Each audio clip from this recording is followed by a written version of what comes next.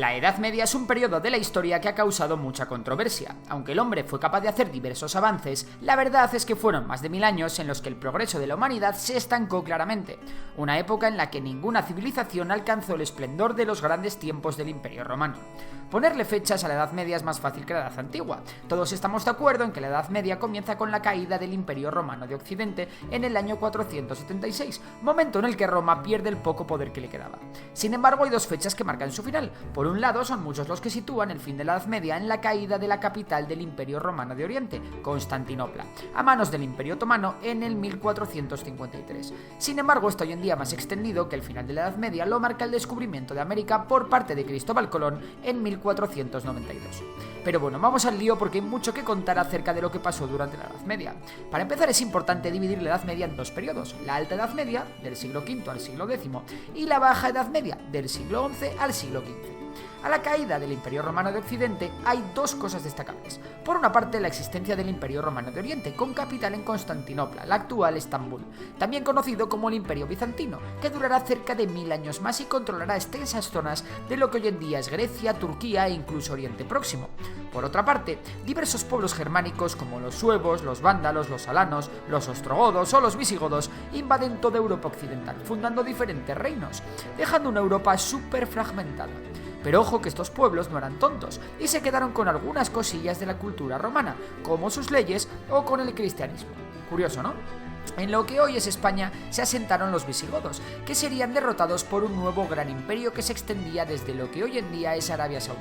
Hablamos del califato omeya, que llevaba por bandera una nueva religión surgida del profeta Mahoma en el año 620. Hablamos, como no, del Islam. El califato se extendió convirtiéndose en el mayor imperio de la época.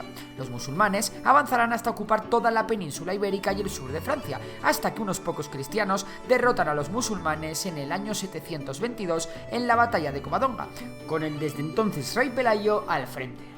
Pero lo peor para los musulmanes será la derrota contra los francos liderados por Carlos Martel, los cuales vencen a los musulmanes en la batalla de Poitiers en el año 732.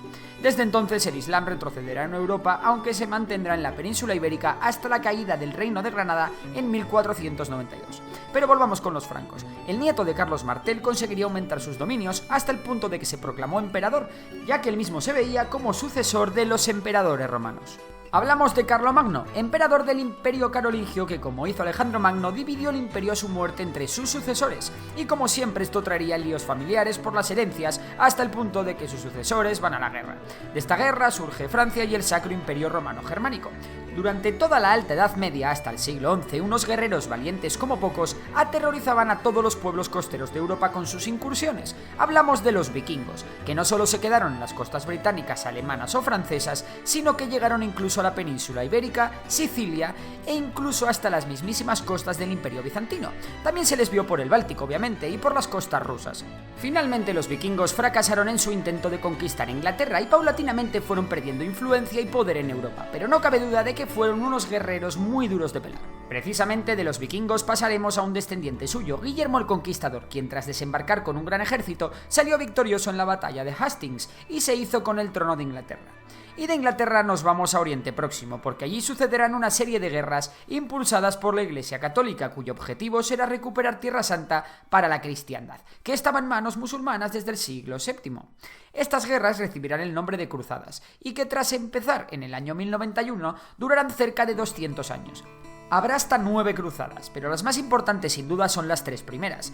La primera consiguió conquistar Jerusalén y formar el Reino de Jerusalén, así como la toma de otros territorios. La segunda fracasó en su intento de tomar Damasco, pero tras ella las tropas musulmanas lideradas por Saladino retomaron Jerusalén, lo que provocó la tercera cruzada, que no pudo recuperar la ciudad, pero sí logró firmar una paz con Saladino.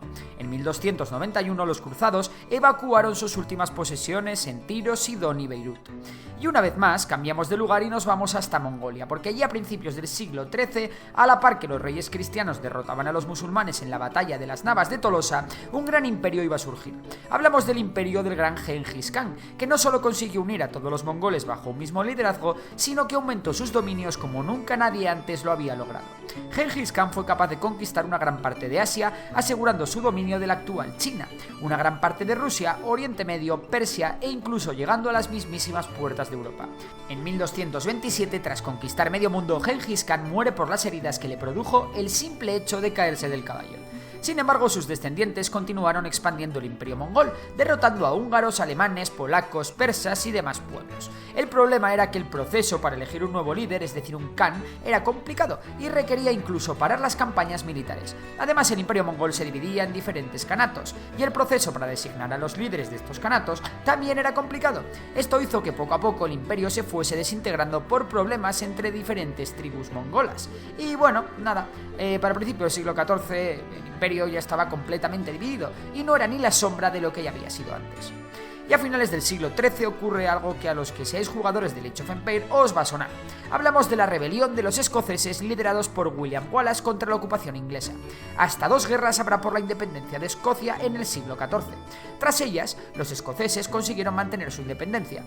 Un siglo XIV en el que también se hicieron famosos los viajes de Marco Polo, un veneciano que consiguió llegar al Asia Oriental y conocer China y Mongolia, algo que en aquellos tiempos era poco menos que ciencia ficción. Y antes de irnos a la última gran guerra de la Edad Media, nos tenemos que parar en la peste negra del siglo XIV, concretamente entre los años 1347 y 1353, cuando fue el pico de una de las mayores pandemias de la historia.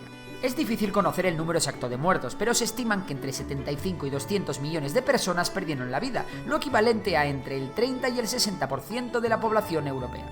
Y por último nos vamos a Francia, a una guerra que a pesar de que duró 116 años, fue llamada la Guerra de los 100 años. Fue una guerra en la que franceses e ingleses se dieron de palos por ver quién se quedaría con todos los territorios franceses que estaban en manos de la corona inglesa. Y si algo conoceréis de este conflicto, es a una de las mayores heroínas de la historia. Hablamos de Juana de Arco, una campesina que lideró el ejército francés y que fue finalmente capturada y ejecutada. La Guerra de los 100 años la ganarían los franceses, que echaron a los ingleses de sus tierras, salvo la ciudad de Calais, que todavía la mantuvieron los ingleses un poquito más. El final del siglo lo marcaría la expansión del Imperio Otomano, que tras tomar Constantinopla avanzaba por Oriente Próximo y el norte de África sin que nadie pudiese pararles, y por el final también de la reconquista por parte de la Corona de Aragón y del Reino de Castilla, que en 1492 tomarán el último reducto musulmán, el Reino de Granada. El mismo año, Cristóbal Colón llegaba sin saberlo a América. El Imperio Español estaba a punto de nacer y el mundo a punto de globalizarse. La Edad Media tocaba su fin. Sin embargo, amigos de Memorias de Pez, no podemos acabar este vídeo sin hablar de la forma de sociedad que dominó gran parte de la Edad Media, el feudalismo. Durante la Edad Media, la mayoría de reyes eran reyes débiles que necesitaban apoyo y lealtad de la nobleza. Para conseguirla, el rey cedía parte de su poder y tierras a estos nobles. En estas tierras, conocidas como feudos, el noble imponía su autoridad. A cambio, el noble prestaba al rey el apoyo económico y militar en caso de guerra. Por su parte, el noble, también conocido como señor feudal, ofrecía protección a todo el que quisiera vivir en sus tierras, eso sí, a cambio de lealtad y, por supuesto, una serie de pagos, bien en moneda o en especie. A estos individuos se les conocerá como vasallos y solían ser campesinos o artesanos. También la nobleza estaba dividida en la alta nobleza, que eran los grandes señores feudales, y en la baja nobleza, señores feudales con tierras pequeñas o nobles sin tierras que se dedicaban a la guerra y que recibían el nombre de caballeros. También había otra clase privilegiada que era el clero, ya que durante la Edad Media la Iglesia tenía un poder social y político brutal. Y esto es todo. Espero que os haya gustado este repaso a la Edad Media. ¿Habrías incluido algo más? ¿Me he dejado algo?